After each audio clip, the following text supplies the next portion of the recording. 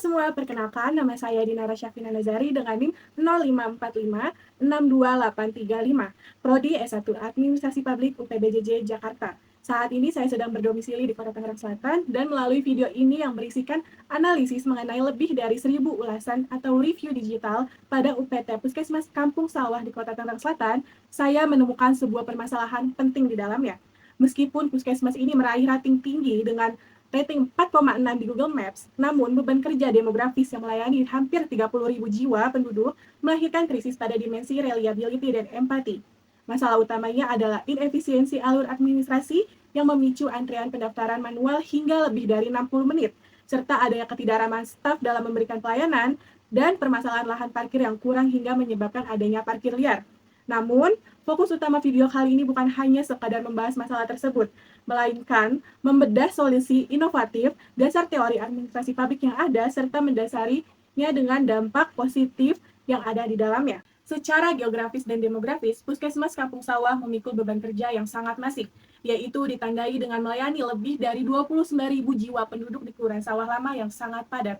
Sementara itu, gedung fasilitas kesehatan ini berdiri di Jalan Gelatik nomor 1, sebuah akses jalan dengan lingkungan yang relatif sempit, sehingga menyebabkan ketidakseimbangan antara kapasitas fisik fasilitas kesehatan dan menyebabkan membludaknya jumlah kunjungan harian yang mencapai 100-150 pasien per hari. Selain itu, meskipun Puskesmas ini meraih review atau nilai rata-rata 4,6 dari 5,0 di Google Maps dengan total lebih dari 1.000 ulasan, rating yang tinggi ini ternyata menyembunyikan ketimpangan pelayanan antar unit kerja yang sangat kontradiktif atau terpopularisasi, sehingga pada akhirnya memicu krisis pelayanan di 3 dimensi utama sebagai berikut ini. Yang pertama, ada kelemahan pada dimensi bukti fisik atau tangibles yang diakibatkan oleh keterbatasan lahan di Jalan Gelatik nomor 1, ruang tunggu terasa sangat sesak pada jam sibuk, dan masalah ini diperparah oleh maraknya praktik jukir atau juru parkir liar di area pelayanan yang mengganggu kenyamanan dan memicu pemungutan tidak resmi kepada warga yang sedang sakit atau sedang berobat. Yang kedua, ada krisis waktu tunggu pada dimensi keandalan atau reliability, yang dimana masalah terbesar yang dikeluhkan warga adalah lamanya waktu tunggu antrean pendaftaran administrasi di awal minggu yang sering kali melebihi 60 menit. Hal ini secara tidak langsung melanggar standar pelayanan minimal atau SPM Kementerian Kesehatan yang mewajibkan waktu tunggu rawat jalan di bawah 30 menit.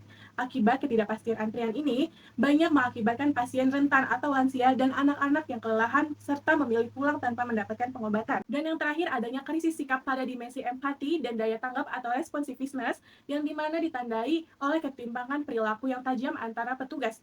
Warga sangat memuji keramahan petugas medis di Poli Lansia dan Poli Kia, namun kehangatan tersebut berbanding terbalik dengan garda terdepan atau loket pendaftaran serta bagian apotik. Beberapa ulasan negatif mengeluhkan sikap petugas loket yang kurang responsif, asik mengobrol sendiri di depan pasien, hingga tindakan membentak pasien lansia yang sedang mengalami atau sedang berobat. Guna memotong mata rantai inefisiensi birokrasi, saya merumuskan strategi pelaksanaan solusi inovatif menggunakan metode prototype. Metode ini membagi implementasi ke dalam 2 sistem secara terintegrasi yang diuji coba secara berkala. Solusi yang pertama yaitu sistem antrean digital berbasis WhatsApp notifikasi atau solusi FAST. Kita merekonstruksikannya sistem birokrasi pendaftaran lokal dengan mengintegrasikannya secara penuh ke platform kementerian seperti Satu Sehat Mobile atau Pcare dari BPJS Kesehatan. Melalui sistem ini, pasien dapat mendaftar dari rumah sejak H-1 dan memilih jam kedatangan. Sistem secara otomatis akan mengirimkan nomor urut peserta beserta pembaruan waktu tunggu secara real-time via WhatsApp. Pasien cukup datang 10 menit sebelum jadwal pemeriksaan, sehingga penumpukan kerumunan fisik di pagi hari dapat diurai secara total. Solusi kedua yang saya tawarkan adalah aplikasi pengaduan seperti QR Feedback Anonim atau solusi CARE. Untuk membenahi perilaku pegawai di setiap loket seperti meja administrasi, pendaftaran, meja perawat, hingga apotek, dipasang kode QR sehingga pasien yang mengalami pelayanan kurang ramah dapat langsung memindai kode QR tersebut dengan ponsel mereka. Pasien dapat memberikan penilaian instan secara anonim tanpa takut diintimidasi. Ulasan ini akan langsung masuk ke dashboard monitoring harian Kepala Puskesmas dan Dinas Kesehatan Kota Tangerang Selatan sebagai pengawasan eksternal.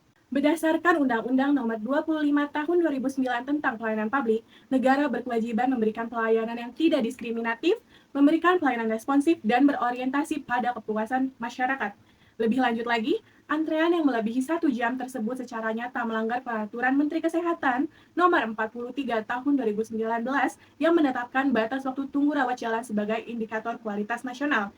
Jika kita biarkan, kondisi ini akan memicu patient attrition, yaitu situasi di mana masyarakat rentan dan masyarakat miskin menjadi enggan berobat kembali ke fasilitas kesehatan pemerintah dan terpaksa beralih ke klinik swasta atau rumah sakit swasta yang lebih mahal. Implementasi solusi berbasis prototipe ini akan membawa dampak positif yang sangat berpengaruh. Bagi manajemen puskesmas, sistem umpan balik digital ini akan memaksa atau membuat aparatur mengubah budaya kerja menjadi lebih ramah dan responsif melalui penerapan standar 3S, yaitu senyum, sapa, dan salam.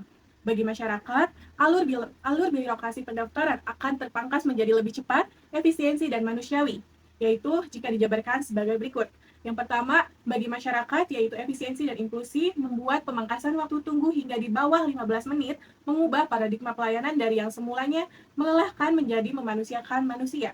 Kepastian jadwal lewat WhatsApp tidak hanya melindungi kondisi fisik pasien rentan, seperti lansia dan anak-anak, tetapi juga menghapus diskriminasi alur administrasi karena sistem berjalan secara transparan dan adil. Yang kedua, yaitu bagi staf puskesmas, yaitu akuntabilitas dan budaya kerja. Kehadiran QR feedback bertindak sebagai instrumen pengawasan digital yang objektif, karena data keluhan yang langsung terkoneksi ke Dinas Kesehatan membuat aparatur dipaksa keluar dari zona nyaman budaya kerja konvensional yang kaku. Budaya 3S, senyum sapa salam, akhirnya terbentuk bukan karena paksaan instruksi, melainkan karena kesadaran bahwa kinerja mereka dinilai langsung oleh publik secara real time. Ketiga, bagi pemerintah daerah atau pemerintah Kota Tangerang Selatan, keberhasilan di tingkat puskesmas ini membuktikan bahwa digitalisasi bukan hanya sekedar modernisasi perangkat, melainkan pemenuhan hak dasar warga sesuai dengan Undang-Undang Pelayanan Publik yang berlaku.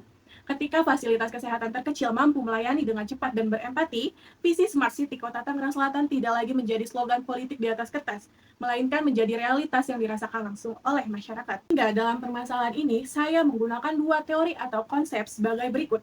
Teori kualitas pelayanan servikual oleh para Suraman, Zeitemal, dan Berry. Teori ini menegaskan bahwa kepuasan pengguna layanan dibentuk dari perbandingan antara ekspektasi dan kenyataan pada 5 dimensi, khususnya reliability atau keandalan sistem, dan empati atau perlakuan manusiawi. Solusi antrean WhatsApp dan QR Code ini secara teoritis dirancang untuk menutup kesenjangan interaksi pada dimensi-dimensi tersebut. Teori atau konsep kedua yang saya pakai adalah Neo Public Service atau lebih dikenal dengan NPS oleh Den Hart dan Den Hart.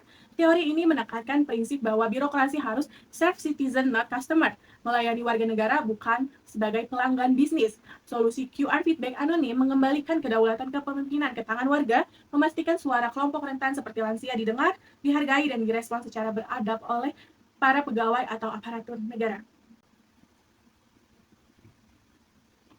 Sehingga kesimpulan yang dapat kita ambil adalah pemanfaatan ulasan media sosial yang spontan, jujur, dan terbebas dari formalitas birokrasi merupakan instrumen strategis untuk melahirkan kebijakan publik yang berbasis pada bukti real di lapangan.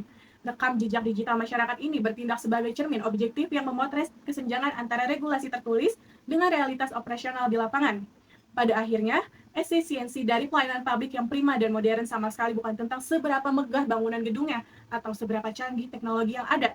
Ukuran keberhasilan tata kelola pemerintah yang sejatinya terletak pada seberapa berempati, responsif, dan adil sebuah sistem dalam melayani, melindungi, serta memenuhi hak-hak dasar warga negaranya demi mewujudkan keadilan sosial di tingkat masyarakat.